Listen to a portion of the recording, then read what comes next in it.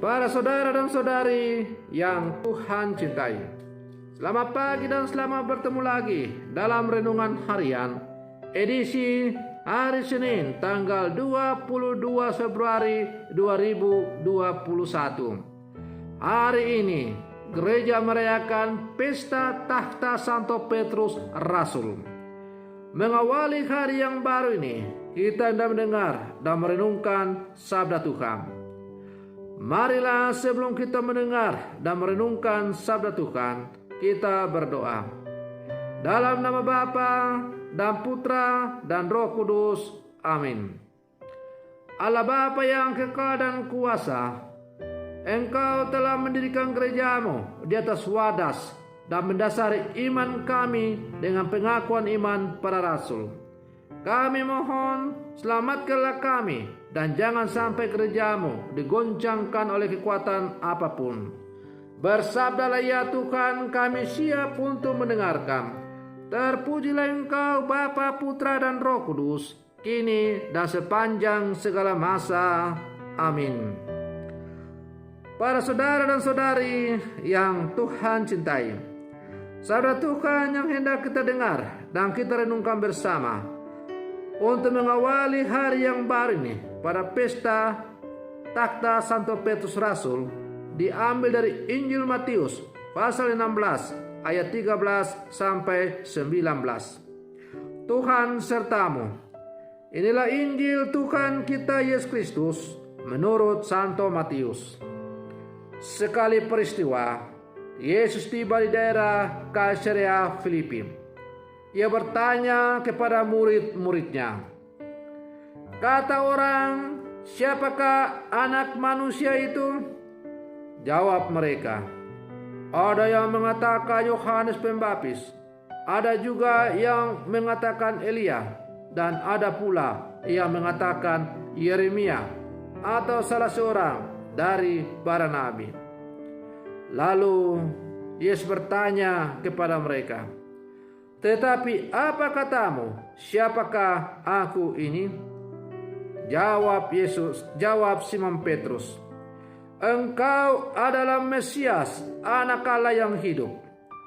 Kata Yesus kepadanya, berbahagialah engkau Simon bin Yunus, sebab bukan manusia yang menyatakan itu kepadamu, melainkan Bapa-Ku yang di surga. Dan aku pun berkata kepadamu, engkau adalah Petrus, dan di atas batu karang ini aku akan mendirikan jemaatku, dan alam maut tidak akan menguasainya. Kepadamu akan kuberikan kunci kerajaan surga, dan apa yang kau lepaskan di dunia ini akan terlepas di surga. Demikianlah Injil Tuhan. Para saudara dan saudari yang Tuhan cintai, istilah gembala sering disebut dalam kitab suci mulai dari kitab Kejadian sampai kitab Wahyu.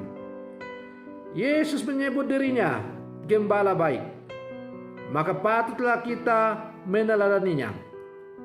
Petrus telah mendapatkan mandat langsung dari Tuhan Yesus untuk menggembalakan domba-dombanya.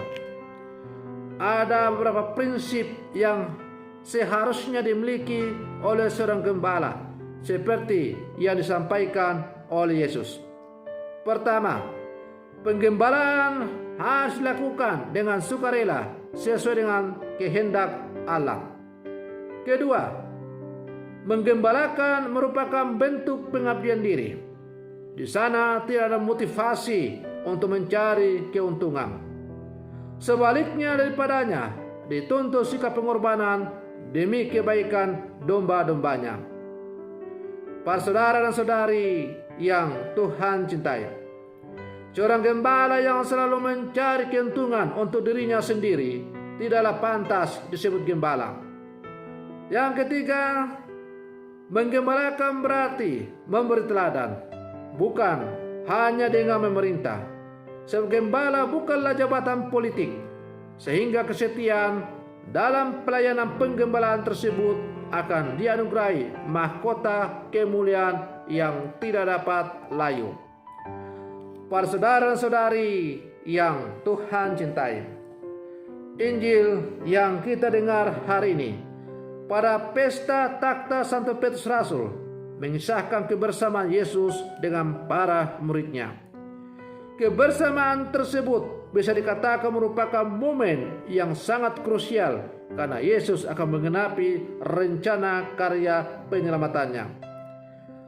Dalam kebersamaan itu, Yesus mengajarkan hal penting tentang pengakuan iman yang bersifat personal. Pertanyaan, apa katamu? Siapakah aku ini? Menuntut sebuah jawaban dan pengakuan personal. Maka melalui jawaban Petrus bahwa engkau adalah Mesias Putra Allah yang hidup, kita diajak untuk mengungkapkan iman kita secara personal kepada Yesus. Iman secara personal kepada Yesus itu bisa kita lihat dan kita ungkapkan setiap kali kita membaharui iman kepercayaan kita. Aku percaya kepada Allah, bukan kita percaya kepada Allah atau kami percaya kepada Allah, tetapi aku percaya kepada Allah. Artinya bahwa iman kita kepada Yesus itu haruslah iman yang berpribadi, yang datang dari kedalaman iman setiap orang. Iman kita tidak ditentukan oleh orang lain, tetapi iman kita adalah iman yang tumbuh dalam diri kita, yang kemudian kita ungkapkan kepada Tuhan dengan mengatakan, aku percaya. Para saudara dan saudari yang Tuhan tercintai, berdasarkan pertanyaan Yesus kepada para murid, menurut kamu, siapakah aku ini? Yesus hendak memastikan pengenalan murid-muridnya tentang dirinya sendiri. Dengan kata lain, Yesus ingin menegaskan pentingnya pengenalan yang benar dan pengakuan secara pribadi kepada Yesus. Petrus sudah mengatakan sesuatu tentang Yesus dan kepadanya diberikan kunci kerajaan surga. Pemberian kunci menyiratkan tugas penyambutan sekaligus otoritas kepada Petrus untuk mengikat dan melepaskan sesuatu. Para saudara dan saudari yang Tuhan cintai, kita adalah murid-murid Yesus yang hidup di zaman sekarang. Sebagaimana Yesus bertanya kepada para muridnya sekian ribu tahun yang lalu, maka sekarang pun Yesus bertanya kepada kita sebagai murid-murid Yesus yang telah percaya kepadanya dengan pertama-tama melalui sakramen pembaptisan. Yesus bertanya, menurut kamu, dengan menyebut nama kita masing-masing. Paulus, menurut kamu. Yohanes, menurut kamu. Petrus, menurut kamu. Fransiska, menurut kamu. Dan silakan sebut namamu masing-masing. Yesus bertanya, menurut kamu, siapakah aku ini? Apa jawabanmu sebagai murid-murid Yesus untuk memberikan jawaban kepada pertanyaan Yesus Sang Penyelamat kita? Apakah jawaban kita itu kita petik berdasarkan iman yang kita dengar dari orang lain? Ataukah iman kepada Yesus kita lontarkan berdasarkan pengalaman perjumpaan kebersamaan dengan Yesus? Para saudara dan saudari yang Tuhan cintai, kalau boleh saya membagi pengalaman, maka memang saya mengimani Yesus sebagai Tuhan dan Juru Selamat. Tetapi kalau Yesus bertanya kepada saya secara khusus, Paul Tumayang, siapakah aku menurut engkau?